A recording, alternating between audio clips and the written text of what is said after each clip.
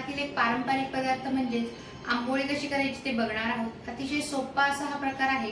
चला तर मग या आंबोळी कशी करायच्या ते आपण बघूया। तर आता इथे आंबोळी बनवण्यासाठी मी या वाटीच्या मापाने 3 वाटी रेशनचा तांदूळ घेतलेला आहे। आंबोळीसाठी नेहमी असा जुना आणि जाड तांदूळच घ्यायचा। आता हा तांदूळ आपल्याला 2 ते 3 पाण्याने स्वच्छ असा धुवून घ्यायचा। तांदूळ आपल्याला हाताने असा चोळूनच धुवायचा, कारण त्याला पावडर लावलेली असते, त्यामुळे शक्यतो असा चोळूनच घ्यायचा। तोपर्यंत स्वच्छ असं पाणी येत नाही ना, तोपर्यंत हा 2 ते 3 वेळा स्वच्छ असा तांदूळ आपल्याला धुवून घ्यायचा आहे। आता हा तांदूळ मी 2 ते 3 वेळा स्वच्छ असा धुवून घेते। आता तांदूळ स्वच्छ धुतल्यानंतर त्यामध्ये आपल्याला पाणी घालून घ्यायचं आणि हा तांदूळ आपल्याला 4 ते 5 तास भिजत ठेवायचा आहे। आता यावरती झाकण ठेवायचं आणि हा तांदूळ आपण 4 ते 5 तास भिजत ठेवूया। तर आता इथे आपल्याला आंबोळीसाठी 1 वाटी उडीद डाळ घ्यायची आहे, 2 चमचे हरभरा डाळ। हरभरा डाळीमुळे आंबोळीला छान असा कलर येतो। आणि 1 चमचा आपल्याला मेथी दाणे घ्यायचे। मेथी दाणे फर्मेंटेशनचं काम करते। आता हे सगळं एकत्र आपल्याला धुवून घ्यायचं आहे। आता आपल्याला उडदाची डाळ, हरभऱ्याची डाळ आणि मेथी दाणे एकत्र जसे धुवून घ्यायचे। आता 2-3 पाण्याने हे देखील आपल्याला स्वच्छ असं धुवून घ्यायचं आहे।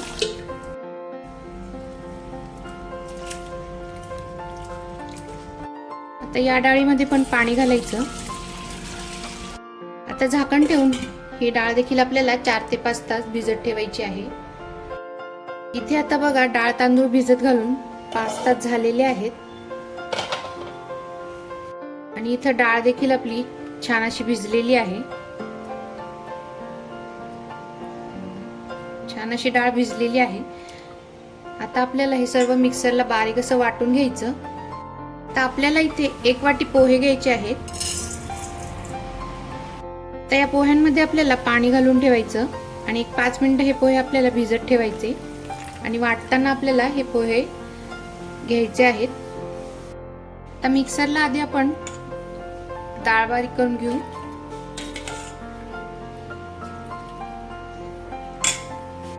आणि त्यामध्येच हे भिजवलेले थोडे थोडे पोहे घालून आपल्याला बारीक असं वाटून घ्यायचं।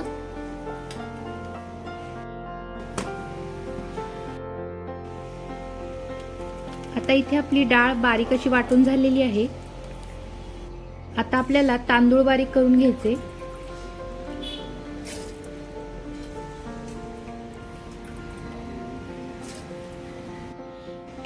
आता हे तांदूळ देखील आपल्याला बारीकच असे वाटून घ्यायचे आणि त्याच भांड्यात आपल्याला हे तांदूळ देखील काढून घ्यायचे। आता हातानेच आधी आपल्याला हे छान असं मिक्स करून घ्यायचं, म्हणजे पीठ जे आहे ना ते छान असं आंबलं जातं। 5 मिनिटं आपण हे हातानेच असं मिक्स करायचं।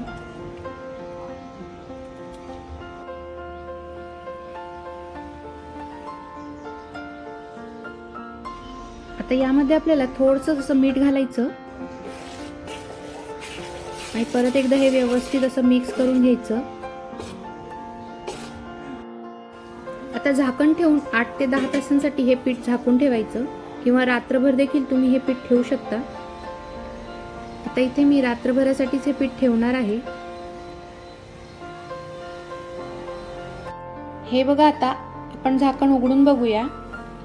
पीठ आपलं छान असं फुगून वरती आलेलं आहे, म्हणजे पीठ आपलं छान असं फर्मंट झालेलं आहे। हे बघा, मस्त जसं पीठ झालेलं आहे। आता हे पीठ आपल्याला अगदी हलक्या हातानेच फेटून घ्यायचं। मस्त असं हलकं पीठ झालेलं आहे आणि आता याची आंबोळी देखील छान अशा जाळीदार होतील। आता यामध्ये आपल्याला थोडंसं असं मीठ घालून घ्यायचं आणि थोडंसं असं पाणी घालायचं आणि परत एकदा हे व्यवस्थित आपल्याला हे मिक्स करून घ्यायचं आहे।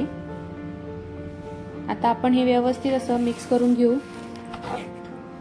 इथे आता आंबोळीच्या चटणीसाठी मी ओलं खोबरं घेतलेलं आहे, कोथिंबीर घेतलेली आहे, 2 हिरव्या मिरच्या घेतलेल्या आहेत, लसूण आणि आलं घेतलेलं आहे।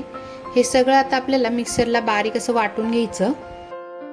आता मिक्सरला आपण हे सगळं बारीक असं वाटून घेऊया। आता वाटतानाच आपल्याला यामध्ये थोडीशी साखर घालायची, चवीपुरतं मीठ घालून घ्यायचं आणि आता पाणी घालून आपल्याला ही बारीक अशी चटणी वाटून घ्यायची आहे। आता ही चटणी आपण एका वाटीत काढून घेऊ आणि हिला आता आपण जिरा मोहरीची फोडणी देणार आहोत। आता फोडणीसाठी आपल्याला 1 चमचाभर असं तेल घालून घ्यायचं। आता तेल गरम झालं की आपल्याला थोडीशी मोहरी घालायची, थोडंसं जिरं घालायचं। आता गॅस आपल्याला बंद करायचा। आता ही फोडणी आपल्याला चटणीवरती घालून घ्यायची आहे। मस्त अशी सुरसुरीत फोडणी झालेली आहे। तर आता इथे आपली आंबोळी सोबत खाण्यासाठी चटणी तयार झालेली आहे। आता आपण आंबोळी करून घेऊया। आता आंबोळीसाठी इथे मी पिठाचा तवा गरम केलेला आहे। त्याला आता आपल्याला नारळाच्या शेंडीने असं तेल लावायचं किंवा मग तुम्ही एखादा कांदा घेऊन त्याने देखील तेल लावू शकता, म्हणजे आंबोळी जी आहे ना ती खाली चिकटणार नाही। तर सगळीकडे आपण व्यवस्थित असं तेल लावून घ्यायचं आहे। तर यावरती आपण आंबोळी घालून घेऊ आणि आता यावरती छोट्या छोट्याच आंबोळी आपल्याला घालायच्या आहे आणि थोड्याशा जाडसर अशा ठेवायच्या, जास्त अशी पसरवायची नाही, छोटीच आंबोळी घालून घ्यायची। हे बघा आंबोळीला छान अशी जाळी पडायला लागलेली आहे। त्यावरती असं थोडंसं तेल घालायचं, साईडने देखील थोडंसं असं तेल सोडून घ्यायचं। आता ही आंबोळी आपण उलटून घेऊ।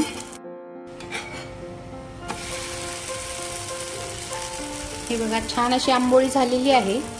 दुसऱ्या बाजूने देखील थोडीशी अशी भाजून घ्यायची।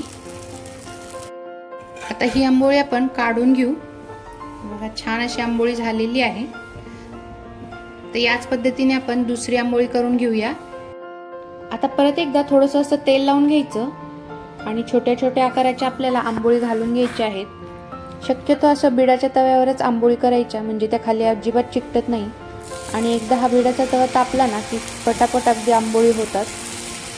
हे बघा दुसरी देखील आंबोळी आपली छान झालेली आहे।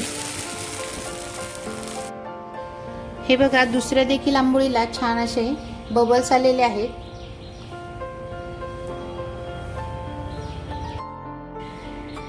आता यावरती आपल्याला थोडंसं तेल घालायचं, बाजूनी देखील असं तेल सोडून घ्यायचं।